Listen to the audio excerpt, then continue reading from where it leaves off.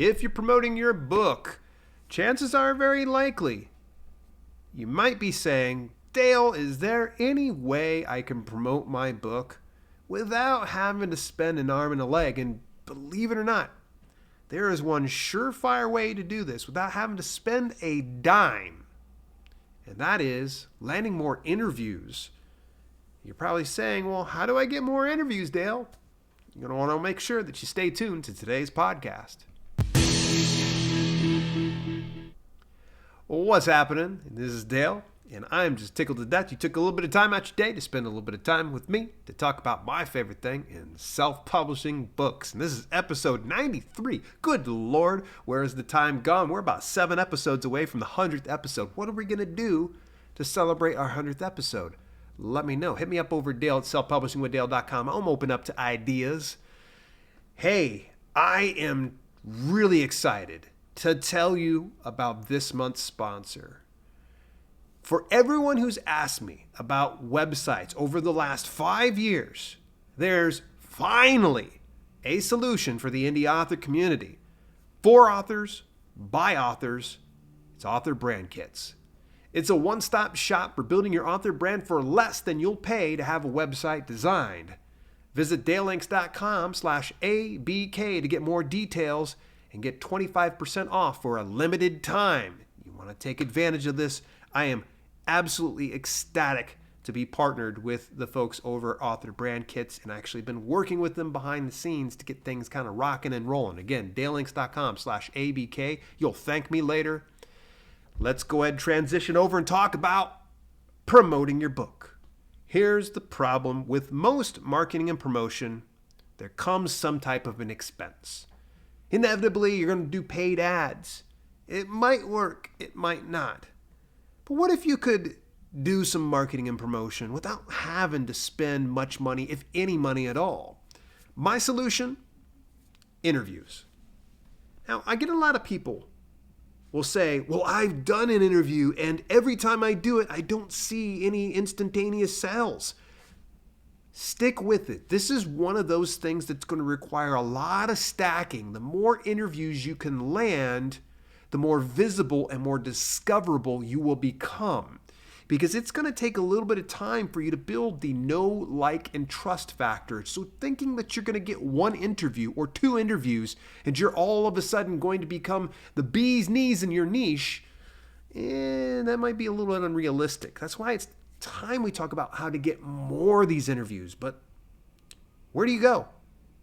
How do you even get booked for an interview in the first place? Believe it or not, it's actually rather simple, folks. You don't want to overcomplicate the process. And let's start it out with the very first thing you need to do is preparation, because this is critical. If you don't have anything prepared, don't even bother going and getting booked for a podcast or a YouTube channel or whatnot. That's easy for me to say. The very first thing you're going to need is a press kit. Now, you're probably going, oh, great, here we go. He said I wasn't going to spend money, but now he's asking me to spend money. Not necessarily. Not necessarily. You can get by with whatever you have at your disposal. The very first thing you're going to need in your press kit is going to be headshots. Notice that he said headshots. Okay? Not a selfie. If you got to get somebody else, shoot it for you. So your hands are free and you can look normal instead of like someone on Instagram. Okay? You're going to want to make sure you get a few of these headshots. Now, I would recommend if you have the know-how, or you know somebody, someone that's semi-pro, have them clean up your amateur shots. Get it to where it looks a bit more professional.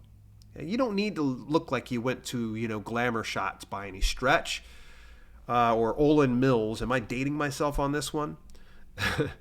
But you're going to want to make sure these shots look nice and it's presentable. I'm also going to recommend that you have the regular shots and then get some with a transparent background with a PNG. If you can get a background removal of some sort, for instance, remove.bg has a free service available to you. I believe even Sticker Mule has a free one. And you can get the background completely removed and save it as a PNG file. The reason you want to have something like that is when you get booked onto a podcast or a YouTube channel or whatnot, they can use that transparent background image on any number of assets, and it makes their life a little easier. And they're going to go, oh my gosh, this person's prepared. That's the whole thing. Is you want to make sure you're wowing them right out the gate. You're going to need a short bio and relevant links. Now, notice they said short bio. Okay, it should not be a page long. Paragraph, tops. Okay, we're talking 100 to no more than 200 words. 200 words, you're going a little long. Nonetheless, you at least have something to work with. Relevant links means get the things that you absolutely need and put it in a prioritized order, because chances are very likely if you've got 3 links or 5 links or 6 links, the host is probably going to go, okay, I'm going to pick this top one and just say this one. So it could probably be your author site. It could be your Facebook page. It could be your YouTube channel. It could be your email list. It could be your book that you're promoting, which is probably a good idea. Additional information that'll sell who you are and what you bring to the table should be included. So if you have any kind of accolades or awards or anything noteworthy that really builds relevance to who you are and why you should come on to a specific interview, then it should be there. Brief, brevity, it's so important. You want to wow them with some great headshots. You want to wow them with a great bio and some relevant links and any accolades, but don't go so overboard that they have so much stuff they don't even know what to do with it. One really cool extra thing, puts the chef's kiss on things. It is a media kit. Now you're probably saying, wait, hang on a second. Isn't a press kit and media kit the same thing? Sort of. A media kit is more of like a 1-page or a 2-page report of sorts that has all of this stuff condensed down onto a pretty form. Now, this is the part I'm going to tell you. I do my media kit through Canva. I don't spend a dime on my media kits. I know I've done a video on Fiverr where they can have it done for you, and that's kind of nice if you're a little bit more strapped for cash. I would recommend going to Canva. Canva's probably going to be a good solution. It'll just require a little bit of time, and you can take one of their templates and just go through. And I honestly just go in and I just do my stuff through Canva. All you got to do is just look up media kit or press kit over on Canva, and it'll pull up some different variations, and you just got to fill in the blanks from there. It's just super, super, super simple. You're going to save that as a PDF. And then here's what you're going to do is take all this stuff, you're going to put it into one file and upload it to a cloud drive. Could be Google Drive if you have that. If you got OneDrive, that's fine. If you got Dropbox, that's cool. Whatever it is, get that shareable link. Now here is the part where you get the bonus banana sticker if you're really paying attention, okay? You could technically take the shareable link that you do for your cloud drive and share it with the person when you go to these podcasts. But you're not amateur hour. You're going to go ahead and take your domain name, one that you have for, say, your author brand, and create a subdomain or a subdirectory. Let me go ahead and just clarify what that is. Subdomain is typically anything that replaces the www. So let's say, for instance, it could be books.selfpublishingwithdale.com. That's not a link, by the way. Don't look it up. That's a subdomain. A subdirectory is when it's after a /. So it could be selfpublishingwithdale /books. Either way, those will play as a redirect over to that cloud drive. So it's super simple for anybody that you're proposing to be a guest on, that they can just grab that and have all the information they need at one click. All right, next step, got to do recon. It's not sexy. You're going to probably laugh when you hear my way that I do things. And I'm going to share, by the way, a really juicy tidbit, something that everyone is sleeping on. And I'm going to say that for very last, because I'm going to keep you to the end of the video. That's what I'm going to be doing. I'm going to be keeping you to the end of the audio podcast. But this very first option is Google. It's Google. You're going, oh, come on, Dale. You just Google up. Yes. Whatever your niche is, podcast. Whatever your niche is, YouTube. Whatever your niche is, videos. Whatever your niche is, website. You're going to just continue to kind of search that up. And it's going to be a lot of grinding at first. And you're going to probably you're going to kiss a few frogs before you find your prince. But eventually you will find something that's going to gel with you. Take and keep track of those things. You're going to want to kind of get all those things in a row because you're going to want to just study and interact wherever those places are. So if it's a YouTube channel, watch it, consume it. Don't just watch one video, like half, and go, oh, that's perfect. You're going to want to watch a couple of them. If it's a podcast, listen to the podcast. Make sure that this is a good fit for you. Here's a one. If it's a Facebook group, some people are like, wait, you can get booked for Facebook group interviews? Yes. I've landed quite a few interviews through Facebook groups. It's crazy. And I get put in front of a whole new audience of people by live broadcasting over to there. And so you can always look up Facebook groups. And by the way, you don't even need Google for that. You just go over Facebook. Just type up, look up your niche, narrow it down to groups, boom. Go on into the groups and see what the dynamic is. See if there's any live videos. If there are some live videos, just get a good feel on it. Again, we're just kind of doing a little bit of reconnaissance. You're going to want to make sure you find contact info of some sort. Look it up. Could be go over to the website. Maybe they even say it during their videos or during their audio podcast. Jot it down. All right, here comes the less fun part. A lot of people are like, ooh, no. It's outreach. You actually have to outreach. You got to do, hey, if you want to sit and just wait for people to give you interviews, that's all well and good, but I'm going to tell you, it's not going to happen too fast at that rate. You're going to need to do the outreach. Email is more than sufficient, but be brief. I get courted by a ton of people that want to be over on my podcast or my YouTube channel.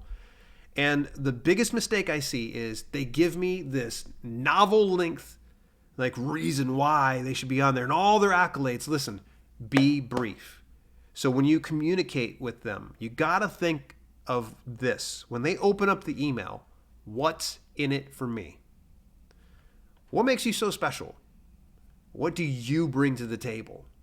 Now, I'm not trying to sit here and make you feel defeated or feel bad about yourself or anything else like that, but you really do need to analyze this from a critical standpoint of what do you bring to the table? Will you do social media promoting if you go on there? Do you have an email list that you can send out a broadcast to let them know? Will you publish a video about it on YouTube?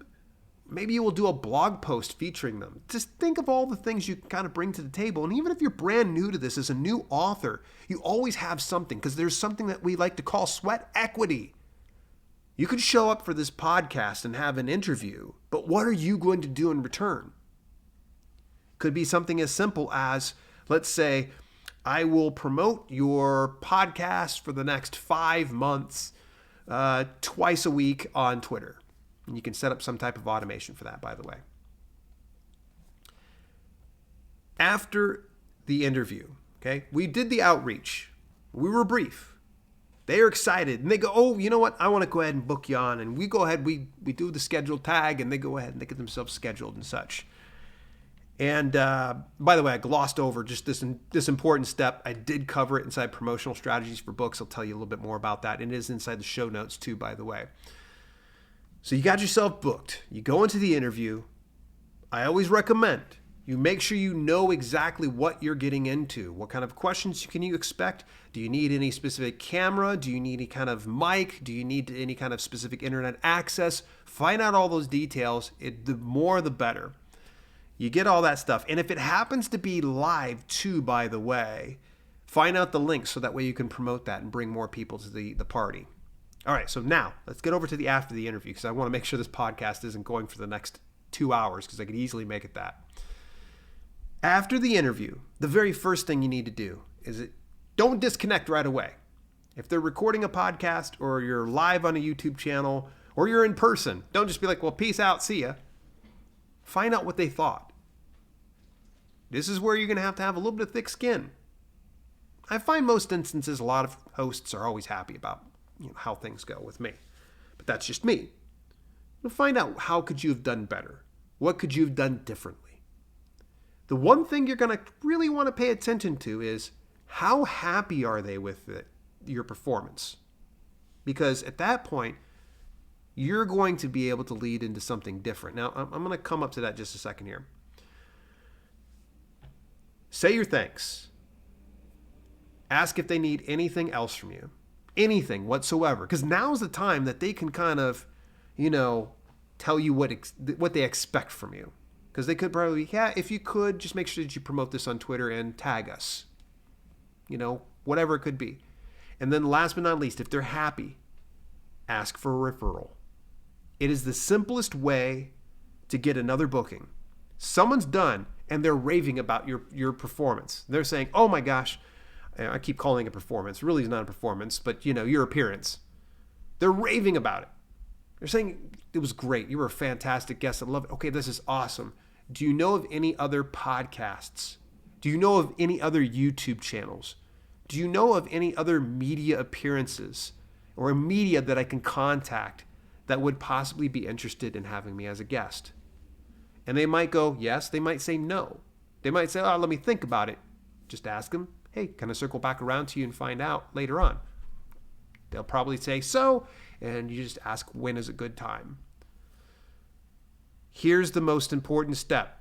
After you're done, and you've done the debriefing and such, promote your appearance. Set up a social media campaign. There's services out there like Hootsuite. There's a ton of them. Just search it up. Social media automation.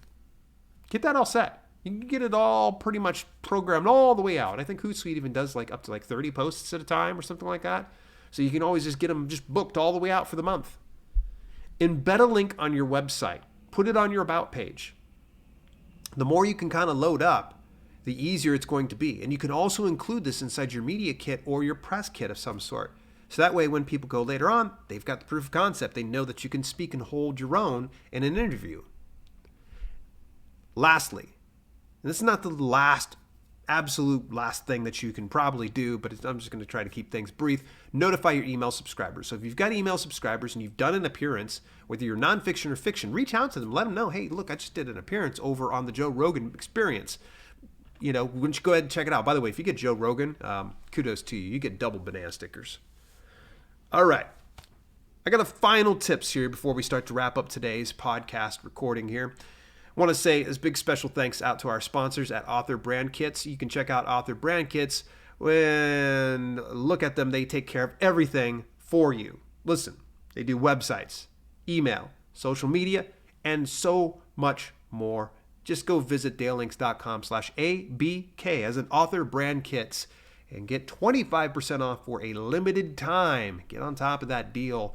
They do everything for you, and it's just absolutely amazing. A nice turnkey operation. All right, final tips when it comes to how to get more interviews. Big tip here. Write this one down. If you're driving, you're listening to this podcast, or you're working out, or you're even watching me live on YouTube as you're probably normally doing. Either way, podcastguests.com. I'm not getting paid to say this, and I'm not going to put it in the show notes because they're not paying me to put there. Podcastguests.com is something I've used for a few years now. I originally had premium service, and I did it for it was 3 months or so, and I didn't see any real difference between when I was using it and when I wasn't. But I land quite a few interviews through them, and it's pretty amazing. You just go over to their website, get signed up to the email list, and you will get a twice per week email broadcast, one on Monday and one on Thursdays. And they will show you a curated list of people who are looking for podcasts. You can scroll right on past them. And podcasts looking for guests. I highly recommend stay on top of those emails. Don't let it just pile up. As soon as you see that going through your email inbox, go in, scroll down, see if any of those podcasts apply. If they don't, just delete the email, move on. Because you're going to find there's going to be a whole list of them. You're like, you'll go through a few weeks sometimes without finding one that's appropriate to you. And eventually you'll probably go, ooh, there's one. And you got to apply right away. Because I've talked to some of the podcasts that actually are on this specific service, and they get inundated with a lot of requests. So you want to make sure you're at the top of that queue.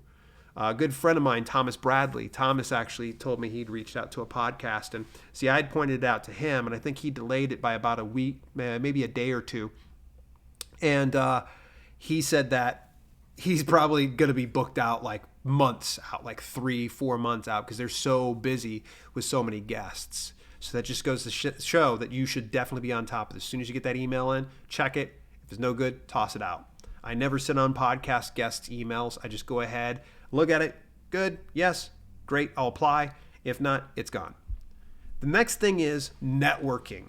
I cannot stress this enough, and I'm actually going to spend an entire podcast talking about networking and the power of networking. In fact, we're going to talk about it next week because they say it's all about who you know. The person that said that is 100% accurate.